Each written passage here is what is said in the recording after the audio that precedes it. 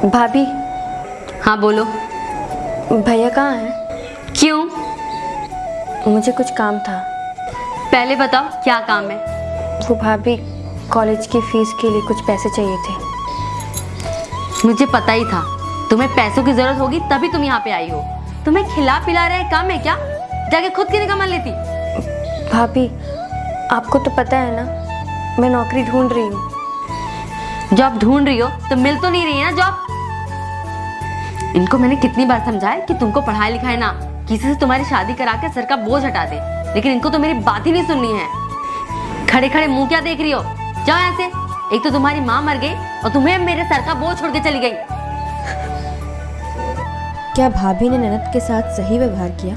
आपको क्या लगता है? कमेंट में जरूर बताएं। कोमल, मुबारक हो। मैंने सुना तुझे जुड़वा बच्चे हुए हैं, एक लड़का और एक लड़की।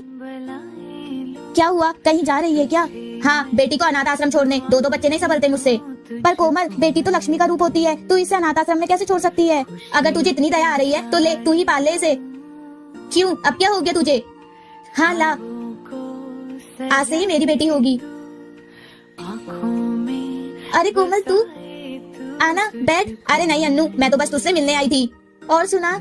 क्या बताऊं यार, मैं परेशान हो गई हूँ। मेरा बेटा पूरे दिन आवारा लड़कों के साथ घूमता रहता है। मेरी छोड़, तू बता, तूने अपनी बेटी की शादी की या नहीं? नहीं यार, मुझे उसकी शादी की तो कोई टेंशन ही नहीं है। एक से एक और अच्छे घर के रिश्ते आ रहे हैं उसके लिए। मेरी बेटी अफसर जो बन गई है। अफसर बन गई है? हाँ कोमल, मुझे बहुत गर्व है मेरी बेटी पर। वो मेरी बेटी है, मैं उसे लेने आई हूँ। माँ, बेटा, मैं तुम्हारी माँ हूँ, मैं तुम्हें यहाँ लेने आई हूँ। नहीं, मैं आपके लिए उस दिन ही मर गई थी जिस दिन आपने मुझे अनाथ आश्रम छोड़ने के बारे में सोचा था। मेरी माँ सिर्फ ये है। बेटा, तेरी भाभी मुझे घर से निकालने, इस उम्र में मैं कहाँ जाऊँ? क्या माँ, भाभी की इतनी हिम्मत? रुको, मैं अभी आती हूँ आपके पास। मम्मी, कहाँ है भाभी? भाभी, भाभी। अरे दीदी, आप बैठो ना। मैं यहाँ बैठने नहीं आई हूँ। आपकी हिम्मत कैसे हुई मेरी माँ को उनके घर से और उन्हीं के बेटे से दूर करने की? और आपने ये सोच भी कैसे लिया कि वो इस उम्र में कहीं और रहेगी? जैसे आपने अपनी सास को अलग किया, वैसे ही मैं मम्मी जी को अलग कर रही हूँ। वो तो मेरी सास बुरी थी जिन्हें मैंने अलग किया, पर हाँ, मेरी माँ बुरी नहीं है।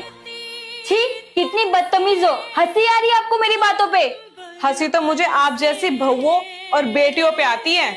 अपनी सास से अलग रहने वाली बहू भी अक्सर मायके में आके कहती है, वो तो मेरी सास बुरी थी इसलिए मैं अलग हो गई। बस मेरी माँ अच्छी है, वो तो भाभी को सेवा करनी नहीं आती। बेटा, तेरी भाभी ने मुझे घर से नहीं निकाला है। मतलब? छोटी बहू, तैयार हो गए? शादी के बाद तुम पहली बार अपने मायके जा रही हो। पहले सिर ढको अपना। अब चलो। अच्छा महारानी, मायके जाने के लिए हो गई तैयार? जी भाभी। क्यों, शादी में तेरे घर से बहुत सारे गिफ्ट आने वाले थे, वो तो तूने दिए ही नहीं हमको। हाँ भाभी, बोलिए ना, क्या चाहिए आपको? क्या देगी तू मुझे? तूने ये रिंग पहनी हुई ना, ये मुझे दे दे। भाभी, आप कुछ और मांग लीजिए ना, मैं ये नहीं दे सकती। ये मेरी माँ की आखिरी निशानी है। देख, मुझे तो यही चाहिए, देना है तो दे। अरे तू ये कैसी बात कर रही है? हाँ तो आखिरी निशानी है तो क्या हुआ? मैं इसकी रिंग को खा थोड़ी ना जाऊंगी। इसे जब चाहिए होगा मांग लेगी मुझसे। बड़ी जेठानी हूँ मैं तेरी, मुझे नहीं देगी तो किसे देगी? रहना तो तुझे मेरे साथ ही है ना। ये लीजिए भाभी। देखो ये मेरे हाथ में कितनी अच्छी लग रही है। वैसे एक बात बोलूं, सही चीज सही जगह आ ही जाती है। आ गए आप? आज इतनी सारी सब्जी लाने क्यों बोले मुझे? भूल गए ना आप? आज गांव से मम्मी जी और पापा जी आने वाले। मुझे याद है। ठीक है, ये सब्जी जाके फ्रिज में रख दो और प्लीज बॉटल भर दो ना। ठीक है। क्या है?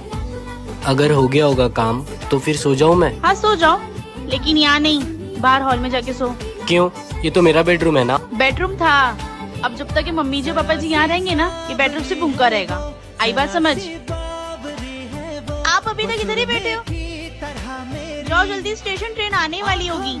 पहले खाना तो दो मुझे, अभी उन्हें आने काफी टाइम है। हाँ ठीक है। सुनिए, वैसे खाने में क्या बनाए हो? टमाटर की सब्जी और रोटी। क्या यार, मुझे नहीं पसंद है वो। तो पापा जी को कितना पसंद है पता है ना? सुनिए, सच कहा है किसी ने, शादी उसी इंसान से करनी चाहिए जो आपसे ज्यादा आपके घर वालों का ख्याल रखे।